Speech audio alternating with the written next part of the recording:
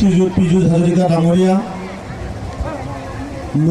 মৰাণী সমষ্টিৰ MLA আমাৰ ৰূপজ্যোতি কুৰ্মী ডাঙৰীয়া প্ৰমুখ্যে আমাৰ বাক্সা ডিষ্ট্ৰিক্ট বিজেপিৰ নেতৃবৃন্দসকল UPPL দলৰ নেতৃবৃন্দসকল আৰু মোৰ সন্মুখত থকা অতি শ্ৰদ্ধাৰ অতি মৰমৰ জ্যেষ্ঠসকল মোৰ ভাইসকল মোৰ বন্ধুসকল মই সকলোকে মই আন্তৰিক শুভেচ্ছা আৰু মৰম জ্ঞাপন কৰিছোঁ। মন্ত্ৰী আমাৰ পীযুষ দা আমাৰ লগত আছে আৰু অসমৰ MLA ব্ৰইলাৰ টুকৰাছে জাহান আছিলেন BPF নবনা होमबासो भोटा बारायगोन जोंना होमबासो 50,000 भोट मोनगोन दै साखौबाबो गाबोन फुङाव खेबसे लोंनो लिंहर बिसोरखौ फैनो नागिरथारा नङाबा नंगौना BPFৰ যি বাইদেউসকল আছে আমাৰ দাদাসকল ভাইসকল আছে তেখেতসকলক অহাকালি ৰাতিপুৱা মাতি পেলাই লালচা দি হ'লেও তেল চেল মাৰি হ'লেও আমাৰ এতিয়া ট্ৰেক্টৰৰ ছবিত ভোট মাৰাব লাগিব। তো মই সকলো গাঁৱতে গৈ প্ৰচাৰ কৰিছোঁ। প্ৰত্যেকটা বাইদেউ মোৰ লগত চিনা জানা আছে, সকলোকে প্ৰতিশ্ৰুতি দিয়া আছে। হাঁহ মুৰ্গী দিম বুলি কোৱা আছে, গাহৰি দিম বুলি কোৱা আছে, ঘৰ বনাই দিম বুলি কৈ থোৱা আছে। গতিকে মই বহুত খুবা লগা আছে বুলি মই নাভাবোঁ।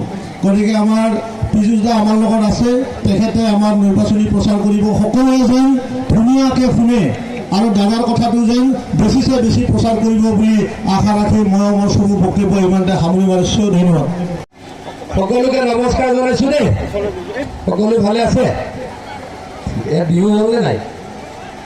আঠিয়াবোৰ আমাৰ মঞ্চত উপবিষ্ট বিজেপি আৰু UPPLৰ নেতৃবৃন্দ মোৰ চহৰ আঠিয়াবুৰীবাসী ৰাইজ ৰাস্তালৈকে শুনিছে জানো? শুনিছে? পিছফালে শুনিছে? ঠিক আছে।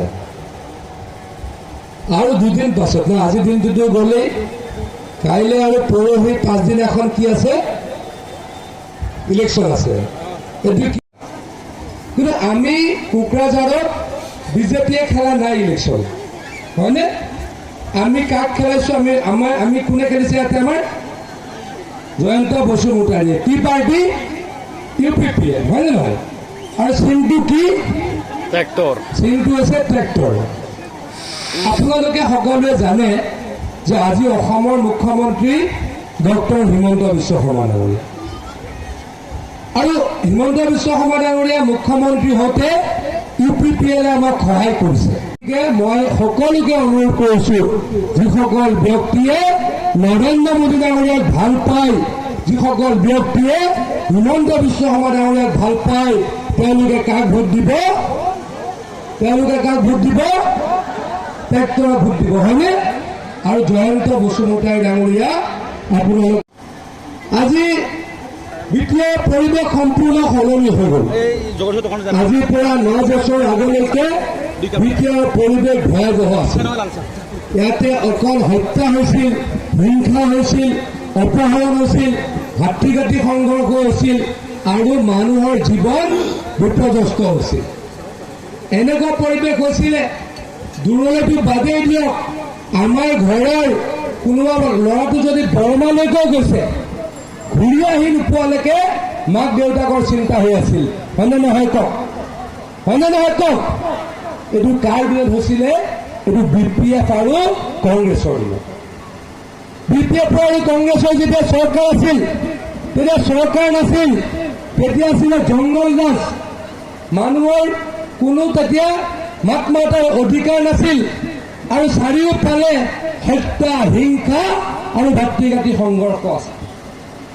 হাজাৰ হাজাৰ বড়ো ল'ৰা ঢুকালে, হাজাৰ হাজাৰ মানুহ ঢুকালে। কিয় ঢুকালে?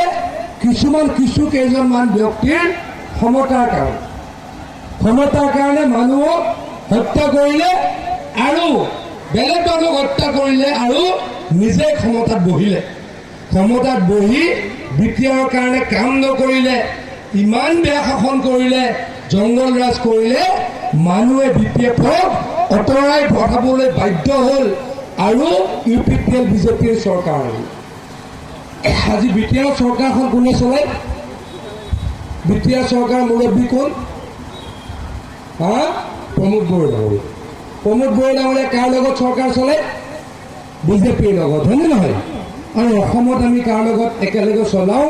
AGP, UPPL আৰু বিজেপি আমি একেলগে চলাওঁ। আমি ভাই ককাই দিয়ে থাকিব লাগিব। এইখন অসমত কোনোবা বড়ো, কোনোবা অবড়ো, কোনোবা ৰাভা, বৰ্মন এইবিলাক ভাগ হ'ব নোৱাৰে। প্ৰত্যেকটো সমষ্টিৰ কাৰণে 40 কোটি 50 কোটি টকা ৰাস্তা বনাবলৈ টকা আহে। তাৰ উপৰি মুখ্যমন্ত্ৰী ডাঙৰীয়াই এইবাৰ মুখ্যমন্ত্ৰীৰ মিছন গুডউইলৰ যোগেদি 500 কোটি টকা দিছে আৰু আমাৰ BTR ৰাস্তা বনাবলৈ। কিমান কাম কৰিছোঁ নে নাই কওক? কথা কওঁ, আমাৰ যিবিলাক ছোৱালী যোনে এবাৰ মেট্ৰিক পাছ কৰিব তেওঁলোকে হায়াৰ ছেকেণ্ডেৰী পঢ়িলে 10,000কৈ টকা পাব। যোনে হায়াৰ ছেকেণ্ডেৰী পঢ়ি BA BSc পঢ়িব তেওঁলোকে বছৰত 12,500 টকা পাব। যোনে BA BSc পঢ়ি MA MSc পঢ়িব তেওঁলোকে বছৰত 25,000 টকা পাব। ল'ৰাবিলাকে যোনে চাকৰি পোৱা নাই তেওঁলোকে হিমন্ত বিশ্ব শৰ্মাৰ পৰা 2 লাখৰ পৰা 5 লাখ টকা পাব আৰু স্বাৱলম্বী হ'বলৈ কাম কৰিব। আৰু আপোনালোকে এইবছৰ 10,000 পাব, অহাবাৰ কিমান পাব গম পায়নে? আমাতকৈ মুখস্থ। ভোট হ'লে দিব লাগিব। ভোট দিব নিদিব? কওক। ট্ৰেক্টৰৰ চিনটো যাতে একদম কলা হৈ যায়, যাব নাযাব? কলা যাব নাযাব কওক? এতিয়া ভোটিং মেচিনত ট্ৰেক্টৰৰ চিনটো কলা হৈ যাব নাযাব? সকলোৱে প্ৰতিশ্ৰুতি দিছেতো। আৰু কাম কৰিম, আৰু আপোনালোকক সেৱা কৰিম, আৰু আপোনালোকৰ পৰা আশীৰ্বাদ বিচাৰিম।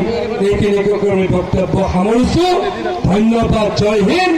ভাৰত মাতা কে, ভাৰত মাতা কে। বিজেপি, UPPL, বহুত বহুত ধন্যবাদ।